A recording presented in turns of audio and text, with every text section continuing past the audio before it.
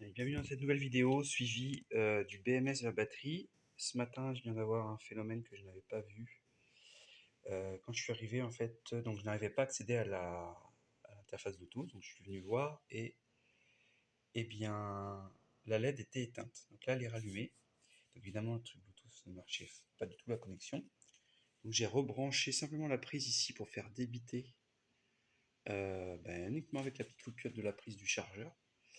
Et d'un coup, je me rends compte qu'il se rallume et l'interface Bluetooth revient. Donc ça veut dire que dedans, alors, je cache pas que j'ai pas lu toute la notice parce que tout est en anglais, je sais pas trop où c'est, bon, pas très très grave, c'était pas la priorité. Mais je me doutais qu'il devait avoir des fonctions intelligentes et il y a une fonction de mise en veille totale, je pense, qui évite au pack de complètement se décharger quand on ne sert pas. Donc ça, c'est une très très bonne nouvelle.